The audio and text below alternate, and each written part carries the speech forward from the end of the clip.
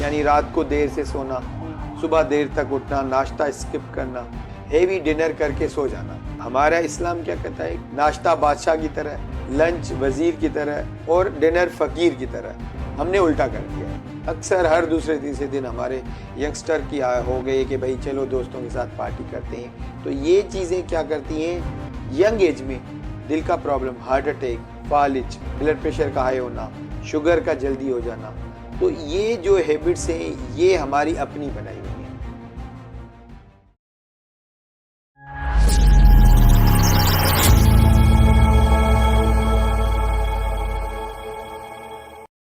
अस्सलाम वालेकुम। नई उम्मीद के दूसरे एपिसोड में मैं आप सबको खुशामदीद कहता हूँ। आज का जो हमारा एपिसोड है वो बहुत अहम है, ख़ासकर जो बढ़ते हुए हालात हैं अगर हम देखें नौजवानों में या फिर हमारी कंट्री में स्पेशली, तो हार्ट डिसीज़ जो बहुत बढ़ता जा रहा है और लोगों में अवेयरनेस ना होने की वजह से वो बहुत सारे नुकसानात का भी बाइस बन रहा है। तो इसी हवाले से आज जो हमारे साथ मेहमान मौजूद हैं वो हैं डॉक्टर गुलजार अली, जो कि हार्ट स्पेशलिस्ट हैं और NICVD में होते हैं। बाकी सर मैं चाहूँगा पहले तो मैं आपको खुशामदीद कहूँगा कि आप आएँ हमारे पास, और दूसरा ये कि आप थोड़ा सा अपना इंट्रोडक्शन बता दें। मैं भी आपको शुक्रिया अदा करूँगा कि आप लोगों ने न सिर्फ वैसे तो सोशल मीडिया चैनल्स वाले कहते हैं, लेकिन क्योंकि आप मेरे एरिया के हैं और मेरा बचपन वहाँ गुज़रा है मारीपुर से, तो उस लिहाज से बहुत शुक्रिया। मेरा नाम डॉक्टर गुलजार अली है और मैं एसोसिएट प्रोफेसर हूँ यहाँ NICVD कराची इसी वार्ड में। और मेरी जो ओवरऑल फील्ड है, जैसे हम आम लोग कहते हैं एंजियोग्राफी, एंजियोप्लास्टी, PTMC वगैरह, इंटरवेंशनल कार्डियोलॉजिस्ट, प्लस जो फालिज होता है, दिमाग की शरीयान बंद होती है, एक्यूट फालिज जो 6 घंटे के अंदर मरीज़ आते हैं, तो पिछले 3 साल से यहाँ NICVD में इलाज होता है। मैं उस टीम का भी हिस्सा हूँ, यानी मैं फालिज की भी एंजियोप्लास्टी करता हूँ। और तीसरा जो मेरा शोबा है, पिछले 15 साल से जो दिल बंद हो जाता है, सीना दबाते हैं, जिसको हम CPR कहते हैं, वो अमेरिका की तरफ से, अमेरिकन हार्ट एसोसिएशन की तरफ से मैं इंस्ट्रक्टर हूँ जो मैं ट्रेनिंग देता हूँ। तो ये मेरा इंट्रोडक्शन है। अच्छा डॉक्टर साहब, पहले तो हम यहाँ से आगाज़ करेंगे कि हार्ट डिजीज़ इसके रिस्क फैक्टर्स क्या होते हैं। यानी कि आम इंसान के लिए ये समझना थोड़ा सा मुश्किल होता है, क्योंकि अमूमन लोग इसको लाइटली लेते हैं, तो उसकी वजह से ना बहुत सारे नुकसानात का बायस भी बनता है। तो आप थोड़ा सा इसके रिस्क फैक्टर बता दें। देखें, हम जो भी मरीज़ आते हैं ना, सबसे पहले तो जैसे आपने कहा रिस्क फैक्टर, तो तकरीबन 7-8 क्विक सवाल करते हैं। पहले तो मर्द है या औरत है। तो मर्दों में अगर बड़ी उम्र में देखा जाए 50-60, तो मर्दों में थोड़ा ज़्यादा रिस्क है दिल का एज़ कम्पेयर टू औरतों में।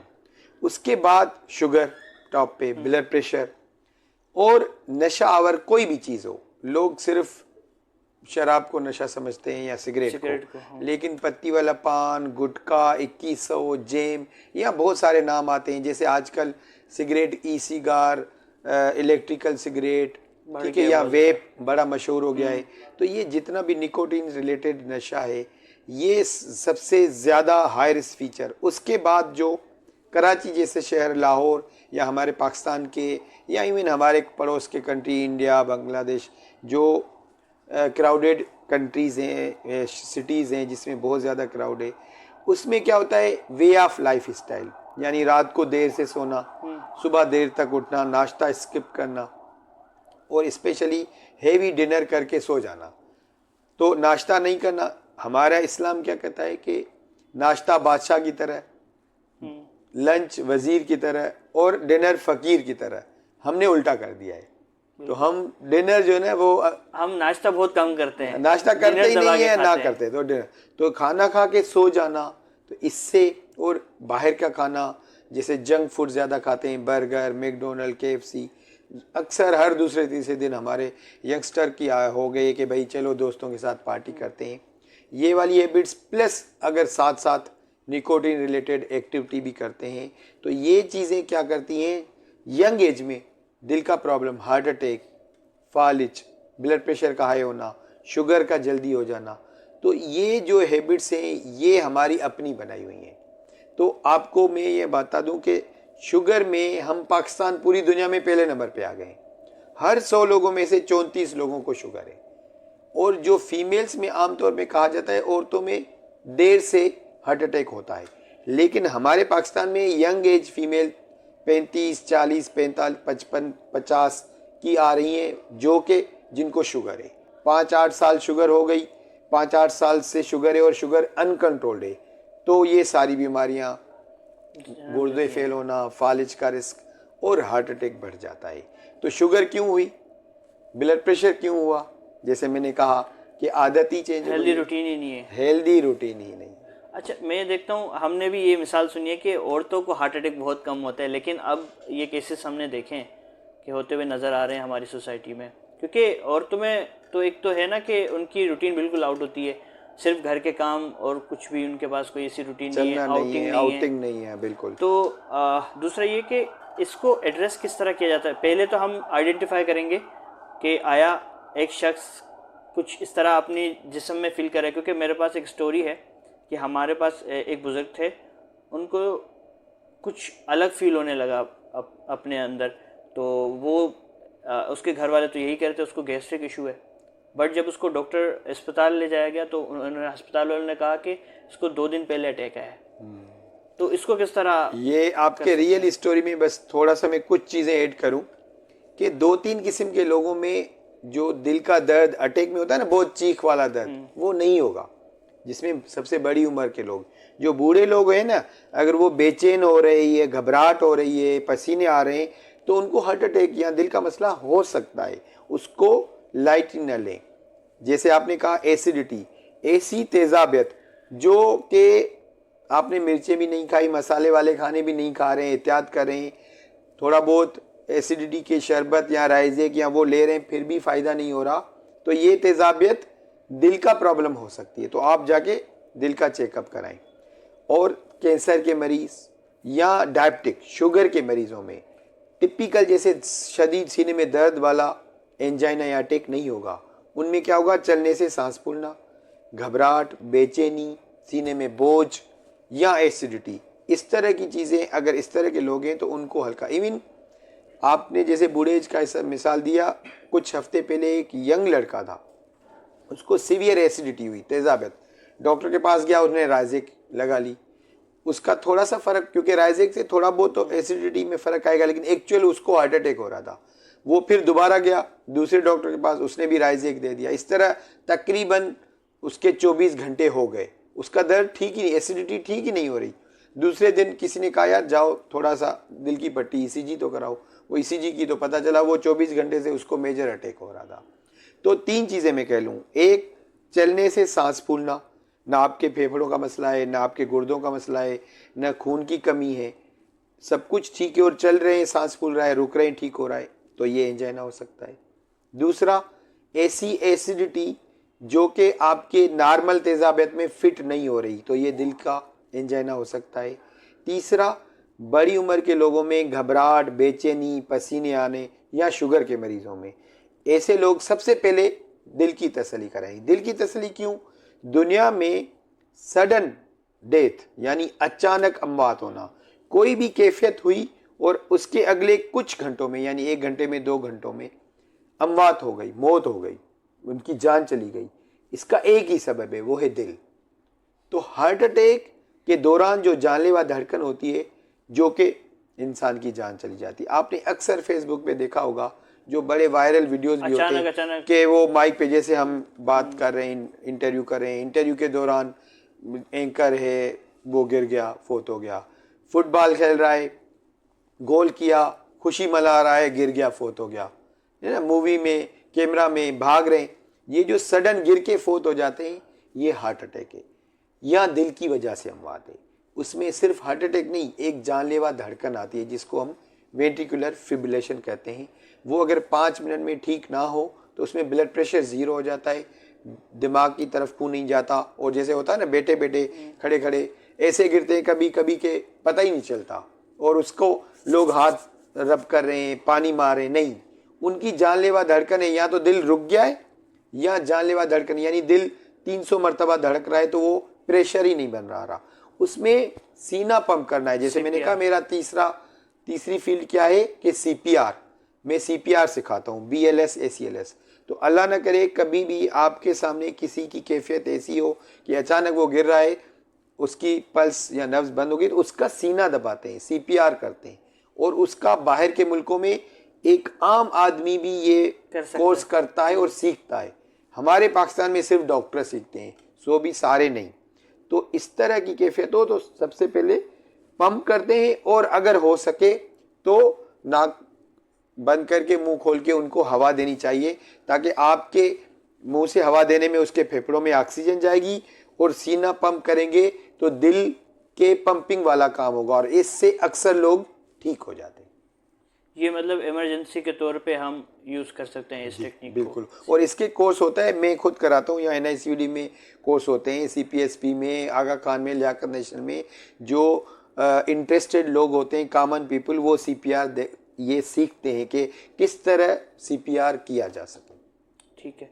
अच्छा, एक आपने एक और चीज़ कही कि ये बुज़ुर्ग जो हमारे होते हैं उनके लिए थोड़ा सा अलग होता है हार्ट अटैक बनिस्बत हम नौजवानों को अगर कंपेयर करें तो हम यही सुनते हैं कि नौजवान को जब अटैक होता है ना वो बहुत ख़तरनाक होता है, क्योंकि उसके बचने के चांसेस बहुत कम होते हैं। तो इससे मुतालिक आप क्या कहते हैं? इसमें किसी हद तक सच है कि ये इस तरह के जैसे बड़ी एज के लोग होते हैं ना, उनकी शरीयानें आहिस्ता आहिस्ता तंग होती है। जब इंसान 10 साल का होता है ना, ये आप सुन के भी हैरान होगे कि जो हम लोग हैं, जब हम 10 साल के, तो 10 साल से जो दिल की शरीयानें या दिमाग की शरीयानें, उनकी शरीयानों की जो अंदर की लाइनिंग है वो आहिस्ता आहिस्ता तंग होना शुरू होती है। तो आम तौर पे कहा जाता है कि 60 या 70 साल की एज हो जाए तो वो इतनी तंग हो जाती है कि अटैक होने का खतरा हो। तो जो बड़ी उम्र में अटैक होता है तो उनकी शरीयानें कहीं 50%, कहीं 60-70% तंग है या 80%। तो उनमें क्या होता है, कुदरती कोलेटरल, यानी एक शरीयान तंग है तो उसकी शाखों को दूसरी शरीयान, छोटी छोटी शरीयानें खून दे रही होती हैं। अब अगर उनकी शरीयान बंद होती है तो वो दूसरे कोलेटरल हम कहते हैं कि यानी दूसरी शरीयानों से कुछ सपोर्ट मिल जाती है, तो दिल को इतना नुकसान नहीं होता। लेकिन यंग एज में जहां सपोर्ट अभी बनी नहीं है और अचानक शरीयान बंद हो, स्मोक करे, सिगरेट पी रहा है, उसकी शरीयान के अंदर में लावा फटा और ब्लड क्लॉट यानी खून जम के अचानक बंद हुई, अब दिल बिल्कुल नॉर्मल है, कहीं सपोर्ट भी नहीं है, तो ऐसे फिर सही कहते हैं कि जान का खतरा। और दूसरा, कुछ शरीयानें, दिल की 3 शरीयानें होती हैं, जिसकी मेन शरीयान बंद होती है तो उसके जान जाने का खतरा ज़्यादा होता है। फिर जो 3 शरीयानें, उसमें जो सबसे बड़ी शरीयान हम LAD कहते हैं, वो अगर मुंह से बंद हो तो जान जाने का खतरा ज़्यादा होता है। लेकिन जो बाकी 2 शरीयानें जो छोटी हैं, या जो बड़ी शरीयान आगे से, दरमियाने या छेड़े से बंद होती है, या उसकी कोई शाख बंद होती है, तो माइनर अटैक या छोटा अटैक होता है, उसमें जान नहीं जाती, दिल थोड़ा कमज़ोर हो जाता है। तो 2 वजूहात है कि या तो यंग एज में मेजर अटैक हो तो खतरा बड़ों से ज़्यादा है, या कौन सी शरीयान बंद होती है उसमें जानलेवा खतरा होता है। असल में बिल्कुल आपकी बात दुरुस्त है कि हम एज ए कम्युनिटी अगर देखें तो लोगों के अंदर खौफ है। वैसे तो अगर हम बाहर की बात करें, वेस्टर्न मुल्कों की, तो वहाँ पे ये एक है कि वो अपना चेकअप करवाते रहते हैं सालाना या 6 महीने में। बट हम जिसको थोड़ा सा तकलीफ भी होगी ना, उसको कहो कि यार आप जाएं वहाँ पे डॉक्टर के, आप चेकअप करा के, दिल का आप चेकअप करा के, तो वो शौक हो जाता है। ये अगेन आपने बहुत अहम पॉइंट रेज की है। नंबर 1 के इग्नोर करना, यानी एक तो होता है रूटीन चेकअप। आपने देखा होगा जो इंश्योरेंस, जिनकी इंश्योरेंस हुई है, या जो कंपनियों में काम करते हैं या इदारों में काम करते हैं, उनके हर साल चेकअप होता है, रूटीन चेकअप होता है अच्छी हॉस्पिटल्स में। जब वो रिटायर हो जाते हैं बेचारे, जब उनके बीमारी का टाइम शुरू होता है तो उनकी इंश्योरेंस खत्म हो जाती है। तो एक तो होता है रूटीन चेकअप, तो एक जो अफोर्डेबल बंदा है वो करवा ले तो अच्छा है। एक होता है इग्नोर करना, यानी दरगुजर करना। जलन हो रही है, ठीक भी नहीं हो रही, फिर भी नहीं ये मैदे की होगी, चलने से सांस फूल रहा है, वो कहेगा शायद मैं कमजोर हो गया हूं, या बोझ आ रहा है, घबराहट हो रही है, कहेगा इस खाने से हो गया। तो ये जो खुद से अज्यूम करना कि ये इससे होगा, इससे होगा, ये वाली चीज जो है ना, ये खतरनाक है। इसमें क्या होता है कि अल्लाह ना करे किसी को एंजाइना या अटैक हो रहा है और वो चीज़ों को इग्नोर कर रहा है तो नुकसान हो जाएगा। तो इससे क्या है, हमारे NICUD में तो एक ईसीजी से लेके और 60 लाख का जो वेल्व लगता है वो सब कुछ फ्री में होता है। और ओपीडी सिस्टम भी है, यानी जो मरीज़ आराम से आए, जैसे अभी आप मेरा इंटरव्यू ले रहे हैं, 2 बजे तक मैंने ओपीडी की, मैंने तकरीबन 72 मरीज़ देखे, फ्री में देखे, हर मरीज़ को टाइम दिया, प्रॉपर टाइम दिया, उसका चेकअप भी फ्री हुआ, जो कि मेरी प्राइवेट फीस तकरीबन 2000 है, और वहाँ फ्री में चेकअप हुआ। उसके जो टेस्ट, जिस मरीज़ के जितने भी टेस्ट मुझे कराने थे वो सब फ्री में हो गए। उनको 1 महीने की दिल की दवाई बिल्कुल फ्री में मिल गई। इस तरह मेरे साथ और भी कंसल्टेंट बैठे हुए थे। तो कराची के लोगों के लिए या सिंध के लोगों के लिए, सिंध क्यों कहा कि हमारे जो सेटेलाइट हैं सक्कर, खैरपुर, लाड़काना, सेवन, इवन मिट्टी में, वहाँ चेकअप फ्री में होता है। तो आप आएँ ओपीडी में, अपना चेकअप कराएं, दिल की पट्टी कराएं, ज़रूरत पड़े दिल का अल्ट्रासाउंड जिसको इकोकार्डियोग्राफी कराते हैं वो करवाएं, शुगर का टेस्ट करा लें, तसल्ली कर लें, सब कुछ ठीक है तो आगे हेल्दी लाइफ स्टाइल पाएँ। और अगर कोई डाउट हो रहा है या शक हो रहा है, फर्दर टेस्ट करना है, या अगर वाकई आपको दिल की तकलीफ है, ब्लड प्रेशर हाई है या एंजाइना है, तो आपका इलाज फ्री में हो जाएगा। तो इसमें लोग थोड़ा सा डरते भी हैं ना कि इलाज किस तरह होगा, वो दिल को हमारे निकालेंगे, क्या होगा, थोड़ा सा इसके हवाले से बता दें कि इलाज इसका किस तरह होता है। मेरा बड़ा तकिया कलाम की तरह एक मिसाल होता है। आज भी ओपीडी में मैंने 1-2 लोगों को मिसाल दिया, जो लोग इस डर से नहीं टेस्ट कराते कि यार टेस्ट कराऊं दिल का मसला ना निकल आए, तो मैं उनको कहता हूं कि आप उस कबूतर की तरह हैं जो उड़ सकता है, लेकिन बिल्ली के सामने आ जाते तो आंखें बंद कर लेता है। अब आंखें बंद कर ली तो बिल्ली क्या करेगी, उसके गर्दन से पकड़ेगी, लेकिन वो उड़ सकता है, यानी बिल्ली से उड़े तो आराम से चला जाए। तो जो लोग ये इस डर से टेस्ट नहीं कराते कि दिल का मसला ना निकल आए, वो गलत हैं। उनको चाहिए टेस्ट कराएं, हो सकता है उनको कुछ ना हो, और अगर वाकई दिल का मसला है तो बजाय ज्यादा नुकसान हो जाए उससे बेहतर पहले ही इलाज शुरू करा लें।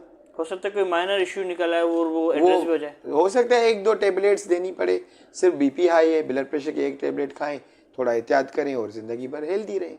ठीक है, और कोई आप आखिर में कोई पैगाम देना हाँ, इस सर्दियों के मौसम के लिहाज से मैं ज़रूर बताऊंगा। के कराची में 1-2 महीने ही सर्दी आती है। जो मेरा यूट्यूब चैनल भी है, मैं सोशल मीडिया पे, सारे सोशल मीडिया पे अवेलेबल हूँ, जहाँ सिर्फ अपने हेल्थ से रिलेटेड और स्पेशली दिल के मुतालिक अवेयरनेस देता हूँ। और मैंने अपना यूट्यूब चैनल स्टार्ट आज आपके इस पेज के ज़रिए बताना चाहूँगा कि आप भी उस मेरे कज़न को जानते होंगे जहाँ पड़ोस में रहते हैं, नाम में नहीं ले रहा हूँ, खालाजाद भाई है जिसका शॉप भी है। उसके पूरे ख़ानदान में ब्लड प्रेशर हाई था। मैंने उसको ट्रीटमेंट दी कि भाई आपको ज़िंदगी भर ब्लड प्रेशर की दवाई खानी है, क्योंकि हमारे ख़ानदान में ब्लड प्रेशर या आपके ख़ानदान में ब्लड प्रेशर है, जेनेटिकली है।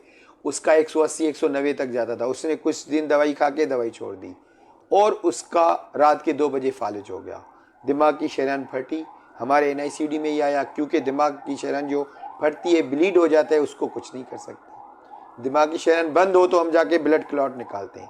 तो खैर ज़िंदगी बच गई उसकी, लेकिन पूरी एक साइड पैरालिसिस हो गई। अल्हम्दुलिल्लाह आहिस्ता आहिस्ता कुछ रिकवर हो गए, लेकिन उसकी जान जा सकती थी।